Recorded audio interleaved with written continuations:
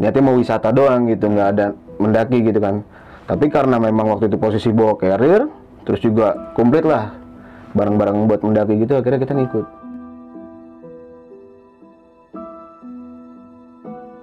Ada seorang ibu-ibu hamil, terus hilang, dan nggak taunya kandungannya itu kayak kandungan perjanjian gitu bang. Kalau maju lu mati gitu. Ini tuh udah tinggal dikit lagi jurang air gitu, langsung masuk ke air gitu.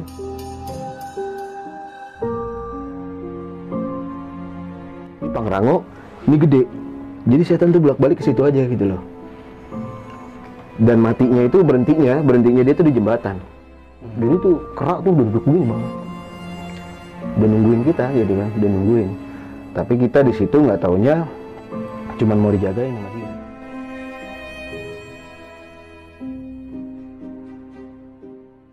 Assalamualaikum warahmatullahi wabarakatuh. Balik lagi dengan gue Indra di Besok Pagi. Sebelumnya gue sangat berterima kasih banget buat teman-teman semua yang sudah mensupport, menonton, mendengarkan Besok Pagi sampai saat ini. Semoga teman-teman semua yang menonton dan mendengar video ini selalu diberikan kesehatan oleh Tuhan Yang Maha Esa. Di kesempatan kali ini gue masih mendatangkan narasumber, dan narasumber gue ini yang pasti mempunyai pengalaman pendakian horor ya nih. Oke, kita langsung aja nih sapa narasumber gue kali ini. Halo, Bang Bolot. Ya. Sehat bang? Alhamdulillah baik. Alhamdulillah bang ya. Oke nih Bang Bolot, di sini lu ingin membawakan cerita pengalaman pendakian lu saat di gunung mana nih bang? Di Gunung Gede. Gunung Gede? Iya. Itu di tahun berapa? Di tahun 2009. Oke. Nah sebelum masuk cerita, gue mengingatkan kembali nih buat teman-teman semua yang menonton video ini, semoga bisa mengambil sisi positifnya dan bisa menjadikan pelajaran juga yang pastinya buat kita semua, karena di pendakian lu saat itu pasti ada beberapa sebab yang bisa mengakibatkan lu mengalami kejadian seperti itu. Iya, mungkin bang ya? Iya. Nah nanti teman-teman semua mungkin yang menonton video ini bisa lah mengambil pelajarannya lah. Jangan lupa juga nih di subscribe Besok Pagi, like, comment, and share, nyalain loncengnya supaya kalian juga tidak tertinggal video-video terbaru dari Besok Pagi. Dan bagi kalian juga yang mungkin mempunyai cerita pengalaman pendakian horor, cerita kalian pengen diangkat di Besok Pagi atau menjadi narasumber, nanti untuk lebih jelas dan detailnya juga bakal gue cantumin juga nih di kolom deskripsi. Oke nih Bang Bolot, mungkin kita nggak usah berlama-lama waktu lagi kali ya. Oke. Kita langsung aja masuk ke ceritanya.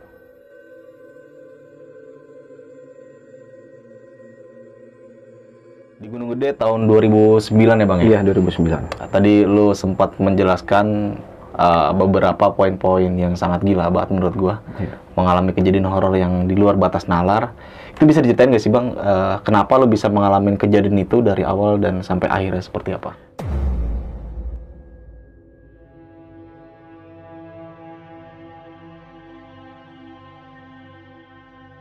Jadi gini ya, sebelum keberangkatan ya, ini cerita sebelum keberangkatan kan. Waktu itu kondisi aneh sama almarhum Cepi sama Neng ini bertiga. Yeah. Niatan itu cuma mau jalan-jalan ke puncak gitu kan. Tapi karena saudaranya si Neng ini ada yang kerja di pasar Cibodas itu kan. Akhirnya dari situ kita punya pemikiran kenapa nggak nanjak aja gitu kan. Naik Gunung Gede gitu. Kita karena dia kenapa bisa tergiur bisa pengen naik ke Gunung Gede gitu. Karena waktu itu nih cerita awal mula pendakian itu ini 2008. Itu sama ini ya, sama senior-senior di rumah gitu kan. Dan akhirnya kita cobalah buat naik ke sana kan, maksudnya gitu. Bertiga orang itu sempat kita itu tadinya punya pemikiran cuman sampai Bukit Pelangi. Oke. Nah, cuma sampai Bukit Pelangi gitu kan. Niatnya mau wisata doang gitu, nggak ada mendaki gitu kan. Tapi karena memang waktu itu posisi bawa carrier, terus juga komplit lah barang-barang buat mendaki gitu, akhirnya kita ngikut sampai pasar Cibodas itu. Kita kebetulan jam 10:30 kalau nggak salah, 10:30 malam. Dan waktu itu kita sempat bermalam dulu karena baru sampai kan di situ kan. Kita berangkat dari jam 8 ya. Nyampe di situ jam 10:30, terus kita tidur dulu tuh jam 2 baru nanjak. Jam 2 malam, Bang? Jam 2 malam. Kondisi waktu itu kan kayak ngurusin maksi itu belum ada ya. Jadi kita langsung masuk ke pos, ngasih KTP. Iya, pergi. Udah langsung berangkat gitu kan. Nah, cerita pas dari bawah kaki gunungnya nih. Dari bawah kaki gunungnya ini memang kondisinya itu udah nggak meyakinkan buat naik gitu kan. Jadi si Neng ini kan karena kan sama gitu. Kita bertiga ini dibilang sama-sama punya mata batin. Oke, kelebihan ya Bang. Ada kelebihan. Jadi apa yang Neng lihat, apa yang almarhum Cepi lihat, aneh lihat juga kita saling cerita aja gitu kan. Ya udah, tapi di situ ada segi positifnya juga, maksudnya gitu. mereka naik, berarti kan tadi kan mereka pengen mengedukasi dirinya mereka sendiri gitu loh. Maksudnya untuk mengembangkan diri mereka gitu. Karena mereka ini kalau ketemu makhluk halus itu kadang-kadang masih suka takut. Oke. Gitu. Dia bawaan aneh jatuhnya pas di perguruannya waktu itu kan. Ya udah, akhirnya kita naik. Kita udah nyampe pos itu kan, kita ngurusin semua lah kayak naruh KTP, gitu, naruh apalagi waktu itu kita sempat dipoto sih waktu itu. Bukan KTP doang. Jadi 3 orang kan kalau naik. Jadi waktu itu dadakan, jadi kita nggak ketemu apa-apa sama sekali, ranger juga nggak ada, cuma ada yang jaga di pos itu doang. Pas kita naik itu udah ada yang nungguin. Maksudnya nungguin itu Bang? Jadi semacam kayak owa Jawa ya, kecil gitu. Cuman wajahnya itu wajah manusia. Wajahnya wajah manusia. Waktu itu dipegang sama almarhum si Cepi, dipegang kan sama beliau tuh dipegang. Kepalanya pas dipegang, tadinya dia ngadepnya belakang Bang. Pas dipegang kepalanya gitu, ternyata kan si Cepi kan megang apa ya, kayak cemilan roti deh kalau nggak salah gitu. Dikasih sama dia, nggak taunya mukanya manusia, jadi kayak anak bayi. Gila. Gitu. Dan akhirnya kami kulik lah bertiga di situ kan. Itu kesalahan kami di situ. Kesalahan kami di situ, dikulik lah sama Cepi. Nggak taunya, jadi si Owa Jawa ini, nggak taunya dulu itu dia itu ini ya, jadi ada seorang ibu-ibu hamil terus hilang, dan nggak taunya kandungannya itu kayak kandungan perjanjian gitu Bang. Janinnya ini Bang? Makanya pas lagi hamil gede itu hilang, tiba-tiba hilang, dan dia dibuangnya di situ, di gunung itu. Yang setahu gue itu namanya hamil anggur gitu. Nah iya, hamil anggur kayak gitu. Itu biasanya ini ya, kayak orang pengen sukses, pengen kaya kayak gitu kan, makanya dia menumbalkan sesuatu gitu loh ya kan. Akhirnya dikulik lah sama si Cepi di situ. Nggak taunya memang, jadi dia itu muja dari gunung gede itu kan. Jadi si monyet itu si anak itu dibuang di situ. Nah itu kesalahannya Cepi sih. Sebenarnya kita nanjak situ pengen asik-asik, itu jam 2 malam loh Bang. Dan kita nggak ada pendaki lagi malam itu. Cuman kita doang. Ya udah, akhirnya kita jalan sampai di Telaga Biru, kan udah capek ya. Kita tuh ngebut terus Bang, maksudnya gitu. Sampai Telaga Biru, duduklah, sempat tidur-tiduran gitu lah, adalah sekitar sejam setengah lah naik ke atas gitu kan, kondisi udah capek juga kan. Kita duduk di situ, tiba-tiba si Cepi ngomong gitu loh. Jadi si Cepi nih yang biang keladinya gitu, almarhum kan, lu lihat deh, kenapa si Neng bukan sih di telaga. Jadi si Neng itu kondisinya waktu itu dia pakai baju warna hitam ya kalau nggak salah, terus kayak legging gitulah. Emang pas Ane lihat itu memang dia si Neng. Tapi kita nggak sadar gitu loh, mungkin karena capek gitu kan, dari bawah ke atas itu kita ngebut kan gitu kan, nggak sadar. Padahal si Neng ini ada di samping shelter Bang. Dan yang dia di Telaga Warna? Itu nggak tahu gitu loh. Makanya si Cepi itu halusinasi mungkin gitu kan. Kita sempat ngadu argumen tuh sama almarhum. Lu jangan ngebohongin gua gitu. Jadi si Cepi itu tahu si Neng itu ada di Telaga Warna itu karena dia pas mau kencing, mau buang air kecil gitu Bang. Dia mau buang air kecil, dan akhirnya si Cepi ngomong kayak gitu. Ane penasaran dong, ya kan? Ya udahlah, Ane lihat, nggak tahu benar memang itu si Neng. Nah untungnya pas Ane mau jalan, mau nyamperin dia, jadi Telaga Warna itu bukan kelihatan kayak ini ya, kayak apa namanya, kayak danau gitu ya. Jadi cuman kayak kali doang, gitu. Dan akhirnya si Cepi sadar kalau itu tuh danau, ditarik lah Ane sama dia. Ditarik sama dia. Lu jangan maju, kata dia. Kalau maju lu mati gitu. Ini tuh udah tinggal dikit lagi jurang air gitu, langsung masuk ke air gitu.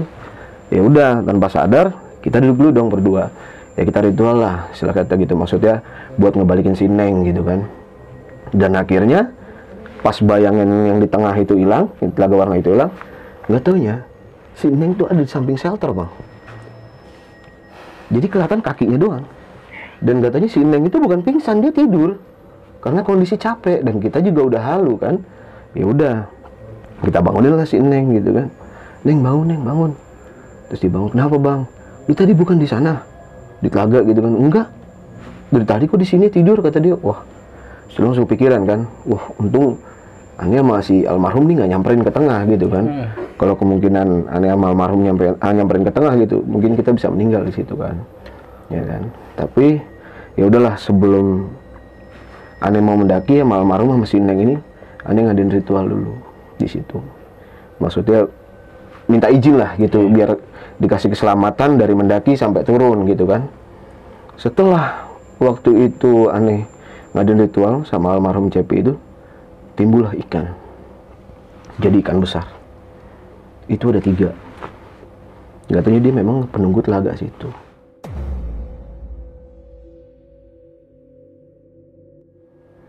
Ikannya itu kayak ikan mas atau aneh gitu? Arwana sih, tapi lebih besar gitu.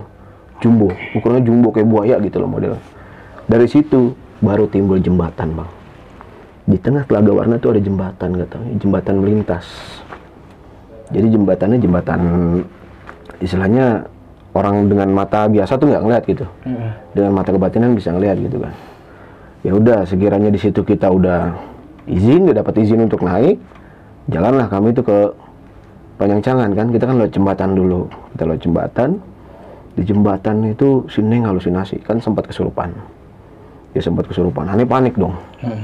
Karena di jembatan itu kan istilahnya kayak ininya dia, jalannya dia gitu loh. Ini Pangrango, ini gede.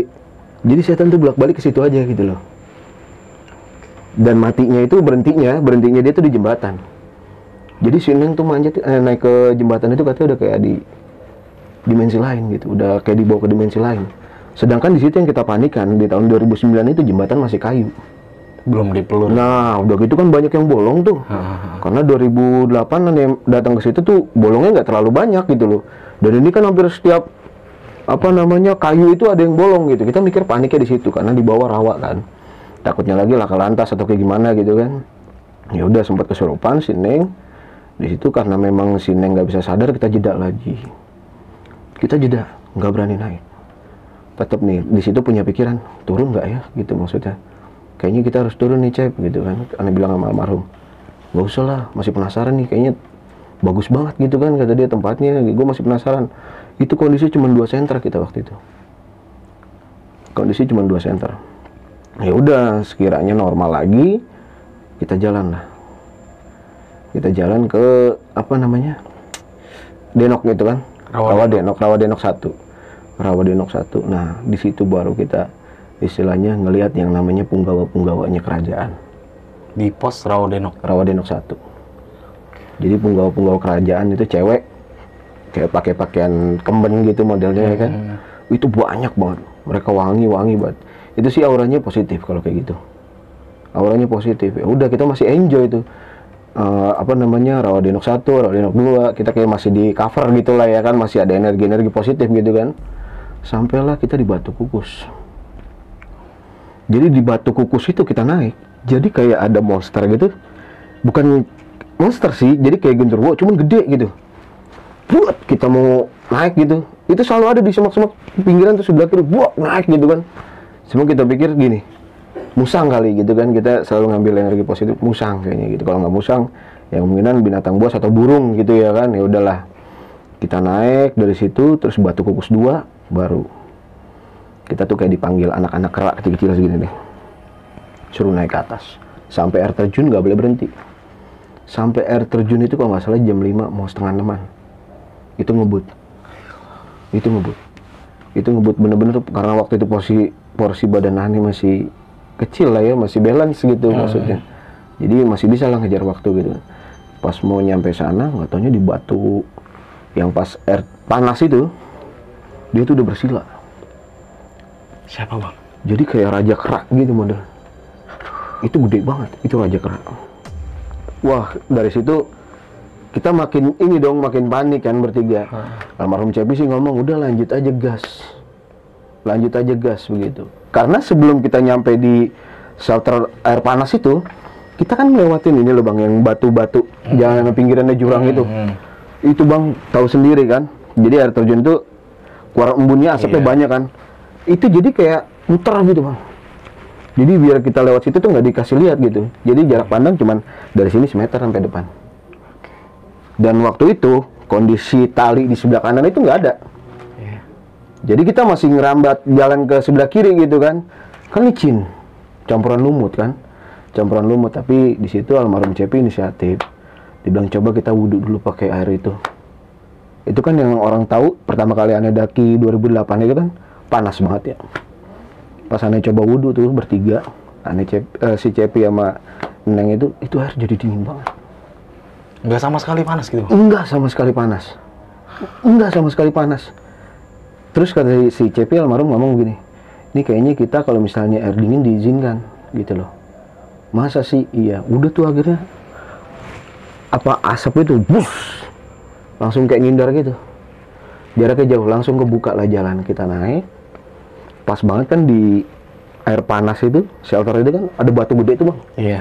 yang di atas itu. Jadi tuh kerak tuh udah duduk begini bang, udah nungguin kita gitu kan, udah nungguin. Tapi kita di situ nggak taunya cuman mau dijagain sama dia. Kita mau dijagain sama dia. Jadi interaksi lah si Neng. Jadi mediatornya waktu itu si Neng kan. Kita masukin ke Neng, dia bilang. Terus dia bilang katanya kalau mau naik ke sini lemparin aja makanan apa kayak gitu. Tapi jangan sampai kena air. Nah kan pas di air terjun panas itu shelter itu kan ada shelternya tuh bang yang di atas tuh. Nah kita ngasih makanan bang di situ. Jadi waktu itu kondisinya kita karena dari pasar kan. Jadi kita belanja dulu lah di pasar tradisional situ ya kan, Cibodas kan. Akhirnya kita beli tuh kalau nggak salah ada buah salak atau apa gitu. Terus sama sayur-sayuran kita kasih lah. Berapa persen buat dia gitu kan. Udah aneh. Sorry. Selepas dari itu kita udah ritual, naiklah ke kandang batu. Di kandang batu itu aneh udah nggak berani mau naik sebenarnya. Karena apa tuh bang? Jadi kemungkinan itu kayak masih punggawa-punggawanya Prabu Siliwangi gitu. Itu sama kayak kejadian aneh waktu naik di Gunung Ciremai. Ketemu kuda gede, cuman kuda gedenya itu bener-bener gede banget bang. Kalau kita bisa gambar sekarang tuh gede saat apa tuh bang? Waktu itu, jadi pas tengah-tengah kandang batu itu, dia kan berdiri di tengah-tengah nih. Itu kondisinya kalau nggak salah, tingginya ada sekitar 4 meter, 5 meter. Wah gila. Bayangin sendiri. Nah itu dia. Itu dia. Dan udah gitu ada juga yang naik di atasnya, ada yang nunggangin, dan di bawahnya ada 2 orang. Di bawahnya ada 2 orang. Itu ngeliatin, matanya nyala bang kudanya. Matanya nyala, terang gitu kan. Pertama almarhum yang lihat, si Cepi. Pokoknya di sini tuh yang paling peka tuh si Cepi almarhum gitu kan. Karena memang aneh dimanapun aneh pergi, aneh nggak mau frontal kayak dia gitu. Kalau dia frontal, ada apapun dia langsung ngomong. Mulat kita ditungguin tuh sama kuda, kata dia. Kuda gede banget, udah. Akhirnya kan karena kita takut kenapa-napa itu di gunung kan, jauh dari rumah warga atau kayak gimana, kita bilang lagi, Cep, lu orang bisa, Neng orang bisa, aku juga orang bisa. Istilahnya kita jaga watak lah di sini, gitu ya kan. Tata krama harus ada, gitu ya kan. Karena kita bertamu, gitu kan. Ya udah pada akhirnya si almarhum Cepi ngomong kayak gitu karena udah frontal banget gitu kan, ngomongnya asal jeplak gitu kan. Nengok aneh. Si kuda itu? Aneh yang ditengok sama dia, iya. Aneh yang tengok, udah kan. Udah turun, sempet mau turun, udah nyampe shelter air terjun itu kan, air panas itu kan. Kera itu bilang naik aja. Minta tolong lah sama si Raja Kera itu. Dan akhirnya naik. Kita naik, selamat lah situ. Jarak sejam setengah ya. Nyampe atas itu hampir setengah 7 atau jam 7 gitu kan. Ya udah nyampe di kandang badak, kita santai dulu. Kita santai. Ya gelar tenda lah, apa kita masak-masak gitu ya kan. Terus si Neng bilang, Bang, kayaknya kita nggak usah muncak deh gitu. Kenapa nggak mau muncak gitu kan? Ya karena memang udah nggak meyakinkan sih Bang, Neng takut, kata dia gitu. Ya udah naik aja Neng. Apa namanya? Pokoknya kita udah nyampe sini nih. Kalau nggak nyampe puncak tuh sayang gitu kan.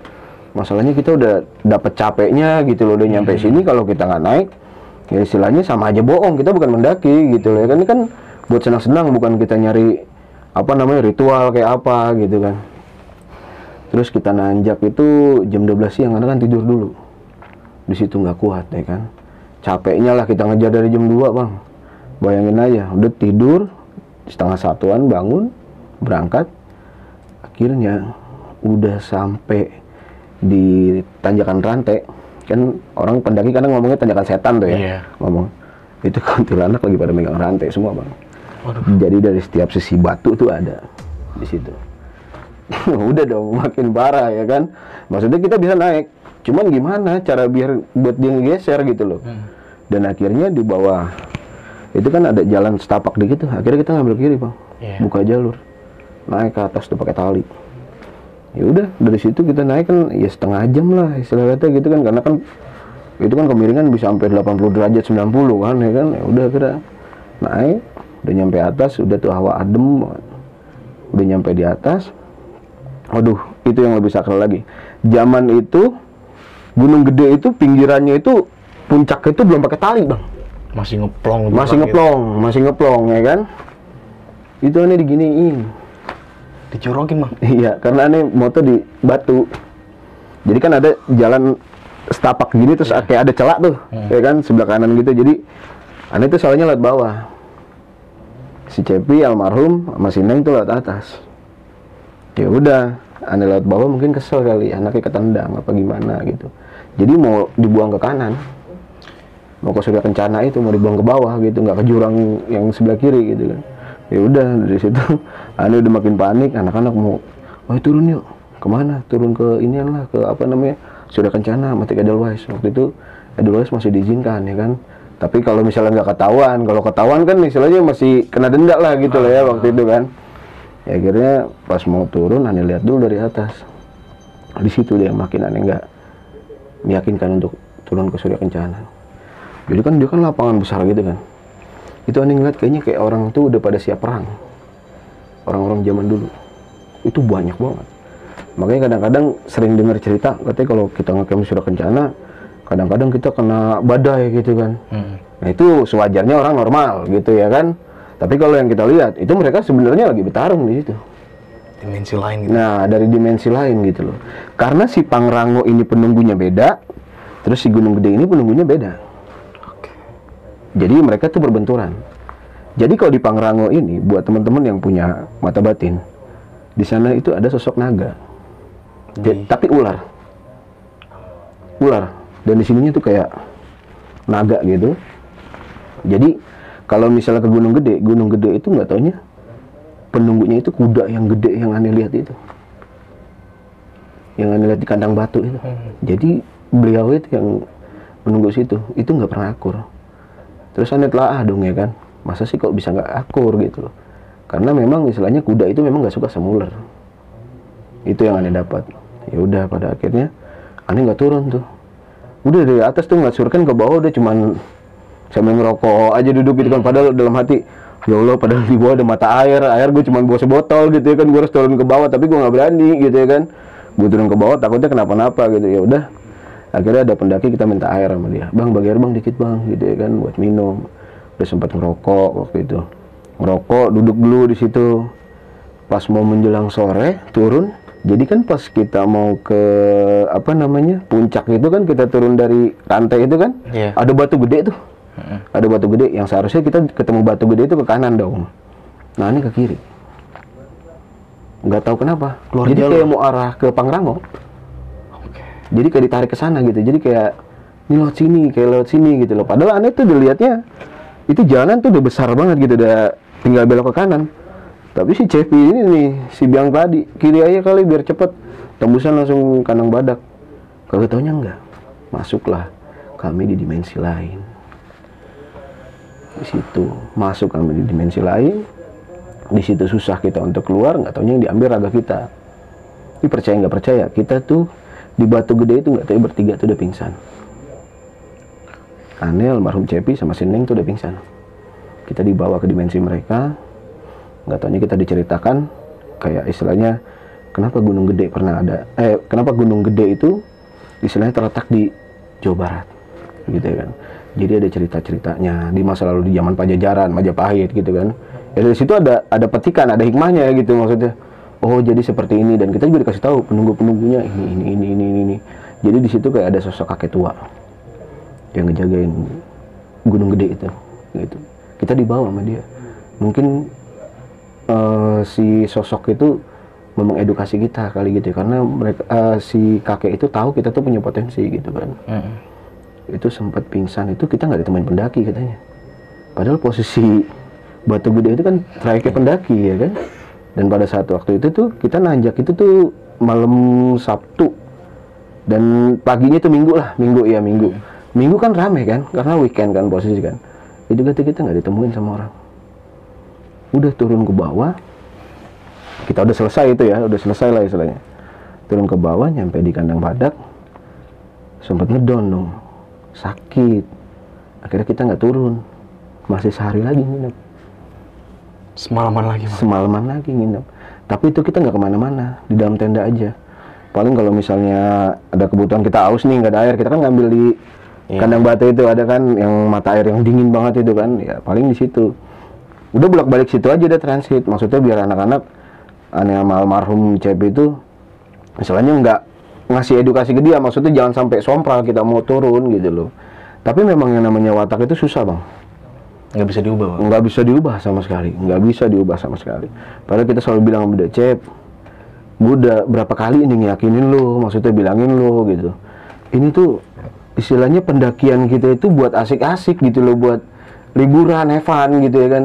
Tapi kenapa lu bawa kayak temanya horor gitu ya kan, jadi nggak enak gitu loh. Naik kita tuh jadi nggak enak. Dari keberangkatan kan lu ngerasain satu kesalahan lu karena lu udah megang si Owa Jawa itu ya kan, itu udah kesalahan Cep. Gue juga tahu, tapi gue nggak mau sesompral itu gitu loh. Udah nih kasih keterangan terus ke dia, tetap ya namanya watak manusia istilahnya udah keras itu susah diubah kan, tetap ngelawan.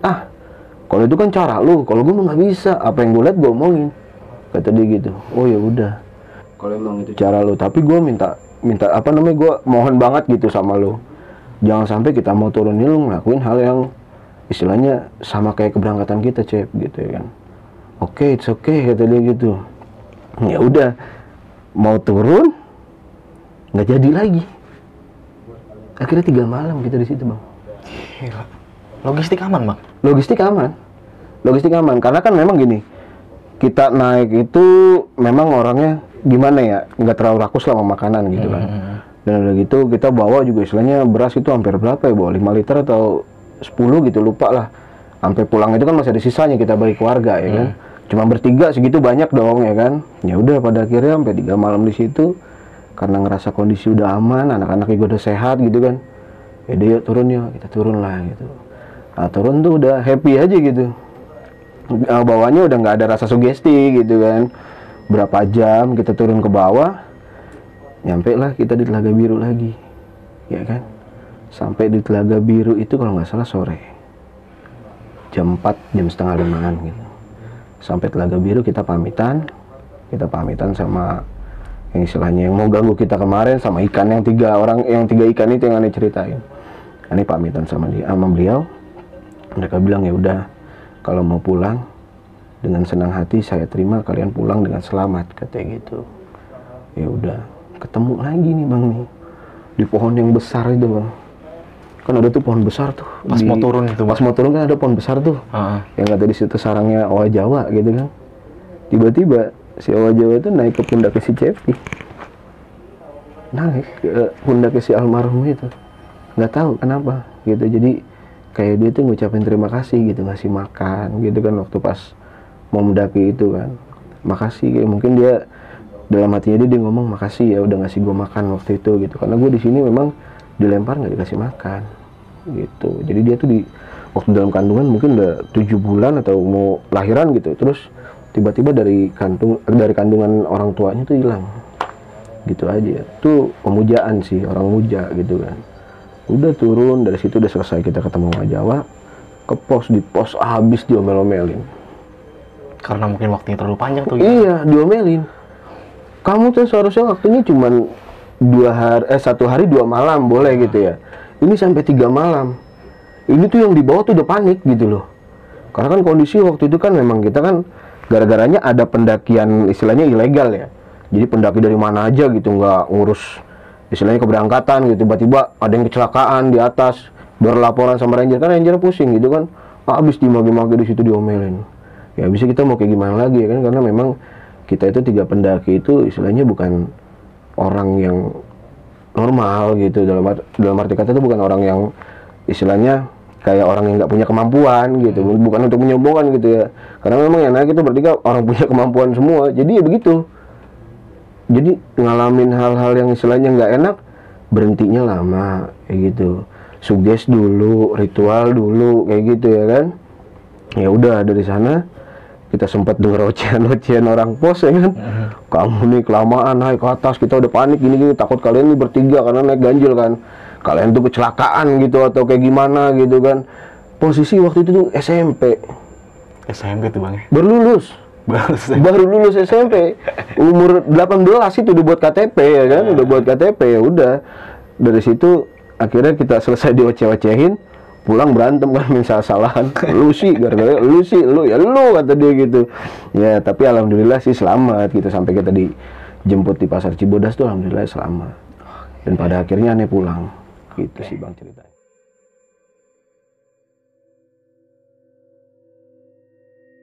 Bang Bolot, makasih banget nih ya, lu udah mau berbagi cerita nih di BP tentang pengalaman pendakian lo di Gunung Gede tahun 2009. Iya. Ini kan lu naik bersama orang yang mempunyai kelebihan semua Bang ya? Iya, punya kelebihan. Nah yang gue pengen tanya nih Bang ya, kan orang yang nggak punya kelebihan aja kalau naik gunung aja kadang masih diganggu hal gaib lah. Iya, benar. Nah kayak lu tuh Bang, kalau naik gunung kan pasti kan banyak huni-huni, itu nanggapinnya gimana Bang kalau? Kalau gue gini, kondisinya apa yang gue lihat, gue santai. Gue santai gitu. Tapi dalam arti kata gini, gue tuh ada cara buat nyelesain itu semua, gitu loh.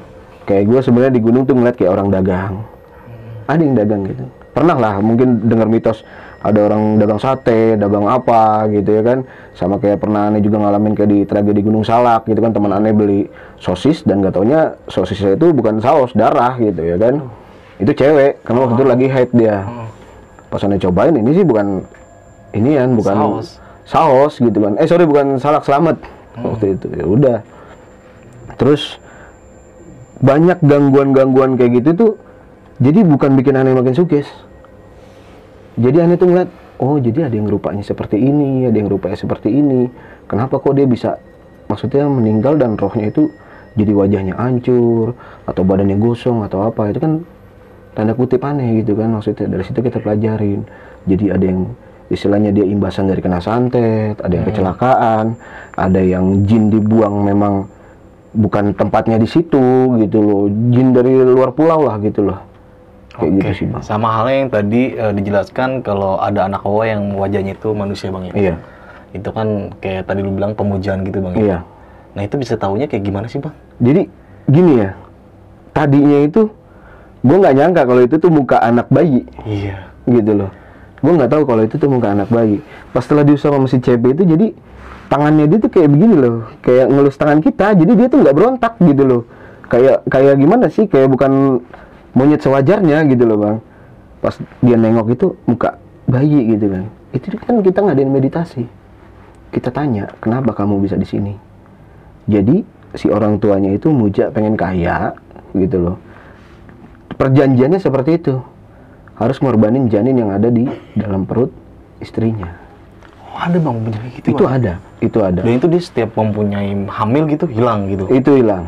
Kalau itu sih ilmu-ilmu orang Gunung Kawi biasanya. Gila. Aneh dan kan juga janinnya itu bakal jadi kayak yang tadi anak Hawa. Nah, bener. Jadinya kayak gitu Bang. Tapi ada juga sih yang istilahnya bentuknya kayak binatang-binatang lain gitu ya kan. Nah kayak di gunung itu kan kita kan istilahnya tidak boleh merusak alam gitu kan. Dan ada juga yang namanya binatang-binatang dilindungi gitu kan. Sebenarnya sih lebih ranahnya ke situ. Gitu loh. Jadi ada makhluk yang asli, ada makhluk yang tidak asli gitu loh Bang. Karena kan di alam terbuka. Nah, yang di Telaga Warna nih Bang. Yap.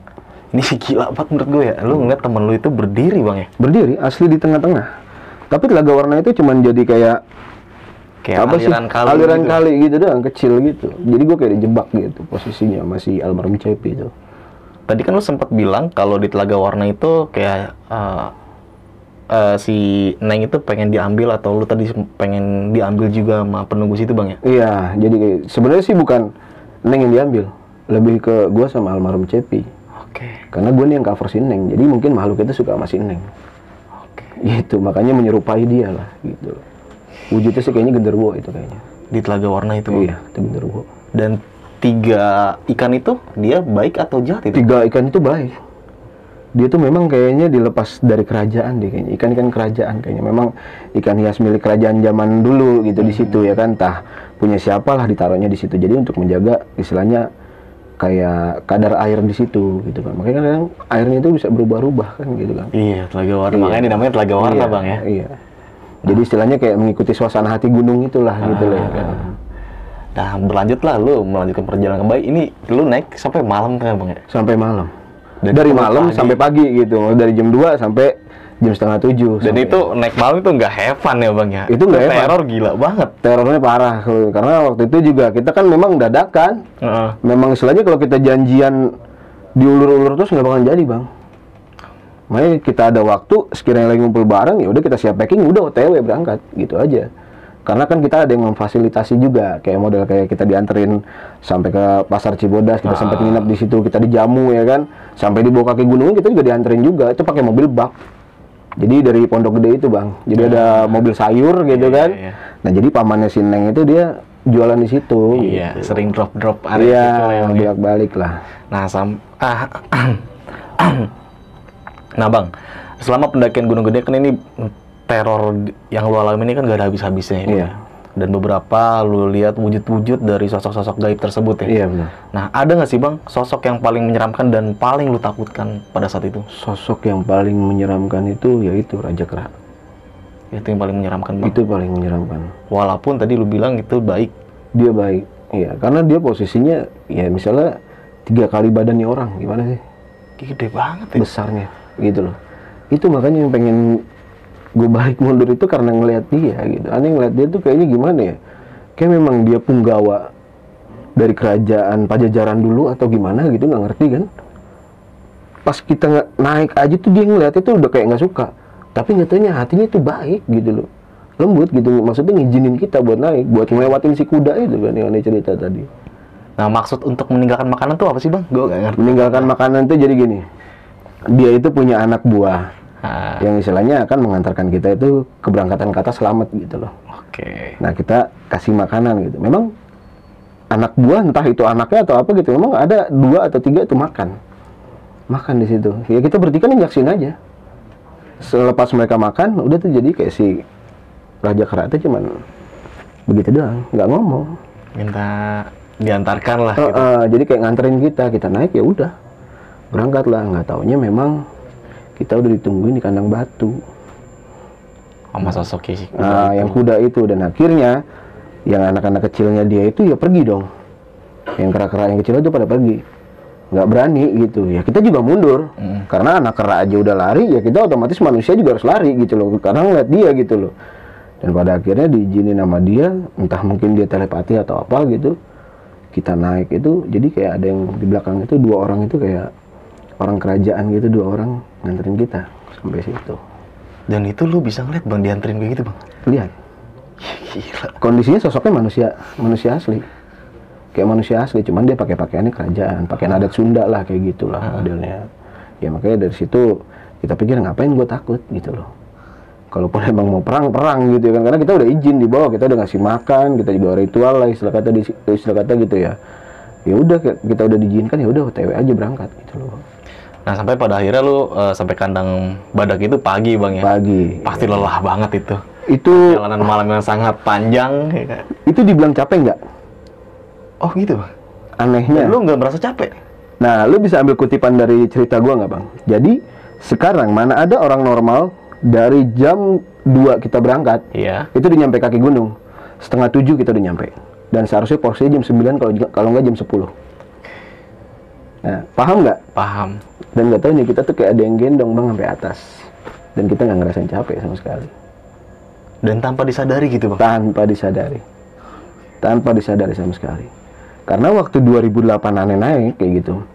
Aneh waktu itu 2008 naik itu kalau nggak salah sama senior tuh naik dari jam 4:30 ya, pas mau azan subuh lah gitu. Nyampe di atas itu jam 4 sore. Iya sih, karena gue ngalamin perjalanan dari bawah sampai kandang badak tuh ya setengah hari. Nah, gitu ya kan. Ya sekarang dengan gue nanjak di bawah kaki jam 2, terus sampai sana itu 6:30. Itu jalan berarti cepet banget, gitu loh. Udah gitu nggak ada jeda, dan gue nggak ngerasa capek. Ya di tahun 2008 itu gue ngerasa capek banget. Gue nanjak dikit, aduh capek. Nanjak dikit capek kan, karena kan trekkingnya itu kan dari Batu Kukus. Ya kan, Batu Kukus itu kan kita udah mulai trekking kan, ya udah mulai naik terus ya kan. Di situ tuh udah capek. Nah itu Batu Kukus shelter 1, 2, 3 itu Batu Kukus itu kayak gue kayak jalan landai aja. Kayak fun aja gitu bang? Iya, kayak jalan landai. Karena di situ posisinya memang waktu itu gue belum ngerokok. Oke. Gue belum ngerokok. Pernapasan masih normal. Masih ya, normal, masih normal, masih bagus lah gitu kan. Makanya gue bilang tadi masih balance gitu. Gestur badan nggak segemuk sekarang gitu loh Bang. Sampai akhirnya lu menuju puncak nih Bang. Di menuju puncak nih masih sama, lu mengalami kejadian yang sangat gila banget. Nah, iya yang di Batu Rantai itu ya. Nah, Iya. Dan itu di Surgan pun tadi lu sempat menjelaskan kalau ada peperangan Bang ya. Iya. Ini gue denger cerita kayak gini nggak sekali dua kali Bang ya. Banyak yang ngomong gitu. Banyak yang ngomong seperti itu, kayak dia mendengar ada kerajaan. Iya. Dan itu emang mungkin dari sudut pandang lu bener adanya gitu. Dari sudut pandangan gue gitu memang benar gitu kan. Karena kan istilahnya Jawa Barat ini ya, bukan aneh so tahu gitu ya. Karena memang aneh udah dari petilasan ke petilasan ya kan yang aneh pernah alami gitu. Jadi Gunung Gede ini kan ada mitosnya itu tempat hilangnya Prabu Siliwangi. Iya. Katanya gitu sih ya, kata orang zaman dulunya gitu loh. Tapi sebenarnya sih bukan, gitu loh, itu bukan. Jadi itu tuh tempat Pajajaran, mungkin kerajaan Pajajaran pada zaman dulunya waktu zaman perang itu, mereka ngungsinya ke Gunung Gede, Gunung Salak sama Gunung Pangrango itu gitu loh. Ya dulu kan istilahnya cuman tanah Pasundan yang nggak pernah diserang sama kerajaan-kerajaan lain. Gitu. Itu sih yang masih aneh pelajarin gitu. Kenapa kok kerajaan Islam nggak pernah diserang gitu loh. Tapi pernah sih Prabu Siliwangi itu perang sama mungkin sama jinnya Nyi Roro Kidul ya. Gitu. Karena aneh belajar dari si Recoh Pentung itu yang dari Tulungagung. Jadi ada kayak makhluk besar gitu yang megang gada Bang. Itu namanya Recoh Pentung. Recoh Pentung itu kan kalah sama Nyi Roro Kidul. Makanya Laut Jawa Timur itu sekarang jadi lautnya dia. Oke, Gitu. karena peperangan itu Karena peperangan itu gitu. Dan udah kayak gitu di sana itu nggak taunya kayak ada perjanjian gitu loh. Pokoknya tanah Pasundan itu nggak mungkin dia bisa serang. Itu yang aneh masih pelajaran sampai sekarang gitu. Itu bingung maksudnya gitu. Kenapa gitu kok bisa kerajaan Muslim itu nggak diserang gitu loh. Karena kan kerajaan Muslim itu kan ada Pasundan kan Jawa Barat waktu itu kan. Sedangkan Pajajaran, Majapahit kayak gitu itu mereka sering diserang sama negara negara lain lah kayak gitu ya kan. Itu sih yang masih dipelajarin. Terus kayak di Surya Kencana, kenapa nih bilang kayak ada peperangan gitu Bang? Itu tuh karena kondisinya mereka berhadapan Bang. jadi kayak bentrok begitu Bang. Kayak bentrok di tengah gitu. Kayak bentrok di tengah. Kadang kan gini kalau di Surya itu jadi kayak ada badai yang muter sendiri gitu loh. Iya. Ya itu sekarang posisinya kayak kita kena anginnya gitu Bang. Kuda lewat, jadi angin di tengah-tengah kayak gitu Bang. Jadi muter gitu. Jadi terbentuklah badai gitu ya. Itulah, makanya kita lihat kan ada yang bawa tombak juga, ada yang bawa pedang gitu, ada yang bawa keris juga gitu kan. Berarti kan tandanya kan memang banyak orang perang gitu di situ pada zaman dulunya, tapi kita nggak tahu sih kisahnya. Kita nggak mau tahu gitu, tapi apa yang kita lihat ya kita ceritakan sekarang gitu loh Bang. Oke, sampai pada akhirnya lu ketemu salah satu sosok kakek-kakek nih Bang nih. Nah, iya. Nah, maksud kakek-kakek itu menjelaskan kayak mengedukasi lu itu apa sih Bang? Maksudnya biar si almarhum Cepi ini jerah. Mungkin si kakek-kakek ini tuh benci banget gitu sama si Cepi gitu loh. Karena apa yang dia lihat itu ya kayak yang sekarang gua alamin. Gua kalau eksplor gitu kan, kalau gua ngeliat makhluk yang istilahnya mengganggu gua, itu pohon gua orak. Sampai dia mau pergi kemanapun, selama dia masih spesies di daerah situ, gua orak terus Bang. Kayak gitu. Nah, almarhum Cepi itu kayak gitu, cuman dia tempatnya salah. Di gunung. Ya sekarang gini, maaf ya, bukannya mau sombong. Si almarhum Cepi itu ngeliat kuntilanak di pohon samping gitu. Ditepak gini. Tak. Kan nyari masalah gitu ya. Itu nyari masalah banget gitu loh Bang. Itu nyari masalah. Kadang habis kayak gitu aneh omelin, tapi si Cepi ngomong ya biarin aja setan gunung ini tuh. Sedangkan anak itu baru naik. Kita udah ngalamin 2008 gitu ya kan. Udah dari situ tuh kita pikir ya ampun Cep, dalam hati gitu. Gua harus ngomong gimana nih biar lu sadar gitu kan. Bocahnya emang sompral gitu, susah diatur. Tapi setelah kejadian yang dia dikasih sama kakek itu, udah lu mulai kayak stabil lah Bang ya si Cepi ini ya? Sehari doang. Pas malam berikutnya masih Malam begitu? berikutnya masih. Ya kan lu bilang ya watak memang susah diubah Bang. Iya, watak tuh susah diubah. Ya sekarang kita di kandang badak kayak ada yang jualan. Aneh bilang tadi yang tukang sate gitu. Kayak ngomong gimana sate gitu, kayak apa gitu kan. Sate gitu. Sama si Cepi tuh jadi dia buka tenda, set, diambil lah daun dari luar, daun kering tuh gitu kan. Diambil tutup lagi, ini loh ada yang jualan nih kata dia. Udah dia jangan nyari perkara gituin kan. Jangan nyari perkara nih gituin. Dibuka sama dia. Nih, Bang. Tiba-tiba maaf, angin kencang, brrrr, di tenda. Ini kurang ajar itu anak. Jadi tenda tuh jadi orak-orak gitu, kayak gitu kan. Wah kurang ajar nih anak gitu. Cep, udah tuh main salah-salahan. Si Neng kan kasihan, mukanya pucat ya kan. Kondisi dia perawan, cewek sendiri gitu ya kan. Terus kata dia, bang udah turun aja, nggak bisa. Cepi masih kayak gini, gitu. Kalau Cepi istilahnya dia udah bisa ngerubah dirinya dia, kita bisa turun lah. Gitu, makanya gue mau edukasi dia Neng gitu. Aneh ngomong sama Neng. Makanya adalah perdebatan lu sama Cepi di saat itu bang. Nah itu ada perdebatan di situ karena si Cepi ini susah diatur gitu loh.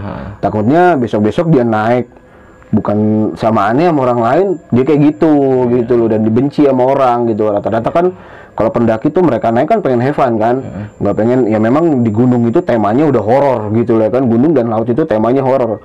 Tapi kalau dibikin horor lagi karena kan ada pendaki yang istilahnya benci banget nggak suka tiba-tiba baku hantam di situ atau kayak gimana. Nah, jadi Ani ngajarin dia gitu. Jadi kayak gini loh cara mendaki gitu loh. Kita nikmatin suasana aja. Capek emang capek. Puncak itu adalah bonus gitu ya kan istilahnya. Yang penting kita udah nyampe gunung itu gimana caranya kita tuh menikmati panorama gitu loh. Gitu sih. Sampai akhirnya lu turun ke bawah itu sempat berpamitan sama penunggu Telaga Warna nih bang. Kenapa tuh bang lu berpamitan bang? Padahal kan lu pengen dicelakain tuh. Iya. Berpamitannya jadi seperti ini. Jadi kondisi si 3 ikan ini kan memang baik ya. Gitu loh. Jadi dia itu kayak menyetujui kita untuk naik ke atas. Karena waktu itu ya mereka bertiga juga sih yang istilahnya kayak ngejeda, maksudnya kayak apa namanya nyingkirin si makhluk yang mau ganggu kita itu gitu loh. Karena ini juga dibantu sama dia. Itu jadi nongolnya 3 ikan itu dibarengin jembatan yang ke tengah itu bang. Ikan 3 itu nongol dulu jadi kepalanya nih. Ya gimana sih kayak ikan apa ya kita bilang ya. Ikan emas bukan, memang gede banget gitulah. Jadi kayak istilahnya kayak buaya gitu badannya dan tuh kepalanya naik ke atas. Kita minta izin sama dia, kita ngelempar roti tuh. Ingat banget ngelempar roti. Ngasih dia makan roti, dia mangap mulut tuh gede banget. Udah pas kita bilang kita naik ya. Jadi kayak dia tuh kayak ngedipin mata. Kalau dia ngedipin mata berarti oke. Kalau dia matanya tetap melek, kita nggak naik. Karena itu ketahuan celaka buat kita gitu loh bang. Makanya lu minta pas turun itu pamit sama si sama si ikan itu. Oke, dan pada akhirnya lu kembali pulang dengan selamat ya bang? Iya, alhamdulillah. Nah di sini pengen gue tanya bang, pendakian lu di Gunung Gede ini kan selama 3 malam ya? Iya. Awalnya lu pengen naik Evan. Iya. Setelah lu naik ini lu mengalami kejadian yang sangat kredit dan gila banget menurut gua. Gimana tuh bang? Kesan-kesan lu pada saat itu? Kesan-kesannya dibilang benci sih benci. Tapi mau kayak gimana ya gitu loh. Karena gue ini ngajak orang itu buat mengedukasi mereka gitu. Bahwasanya satu, mempelajari semua tentang alam gitu kan. Nggak semua orang itu tahu gitu loh kan. Kayak kita mendaki terus buang air kecil sembarangan kayak gitu kan. Istilahnya gue ngasih edukasi lah ke mereka gitu. Jadi seperti ini loh, kalau kita mendaki gunung kita nggak boleh buang air kecil sembarangan, kita juga nggak boleh buang sampah kayak gitu kan. Tapi ya tetap minusnya kayak gitu karena kesompralan si almarhum Cepi ini ya jadi terbengkalai gitu. Jadi nggak sempat edukasi. Bawaannya bukan edukasi, malah lebih ke emosi gitu loh. Dan di sini gue pengen tarik benang merahnya bang. Selama pendakian lu di Gunung Gede ini, bahwasanya kita bisa ngambil ya bang ya, mempelajari bahwasanya kalau kita naik gunung itu nggak boleh ngomong sembarangan bang ya. Iya, satu. Jaga etika, sopan santun lah ya. Iya. Nah sebelum akhir cerita nih bang, buat teman-teman semua yang menonton video ini, lu punya pesan-pesan nggak bang? Ya, pesan-pesannya buat pendaki, dimanapun kalian mendaki, apalagi kalian punya mata batin gitu. Kalau bisa tuh jangan meresahkan tim kalian gitu loh. Kalian boleh punya kebiasaan, tapi jangan memamerkan. Karena gini, kondisi di atas gunung itu, kita aja bisa tahu mana temen yang istilahnya baik atau enggak dengan cara mereka kita suruh bawa carrier. Itu udah ketahuan. Kadang kan suka berebutan seperti itu ya. Jadi buat teman-teman di luar sana, yang punya kebiasaan jangan sombong pesannya. Dan yang kedua, jaga attitude. Udah itu aja. Oke. Thank you banget nih ya, Bang Bolot. Udah mau berbagi cerita dan mengedukasi teman-teman semua nih. Siap. Nah, dari gue mungkin itu aja kali Bang ya? Oke, nggak apa-apa. Bang Bolot, ada mau disampaikan lagi nggak? Ya kemungkinan nggak ada sih. Udah cukup itu cukup lah aja. ya? Ya, cukup itu aja. Oke. Kita akhiri aja video ini. Saksikan video-video berikutnya dari besok pagi dari gue Indra. Wassalamualaikum warahmatullahi wabarakatuh. Waalaikumsalam.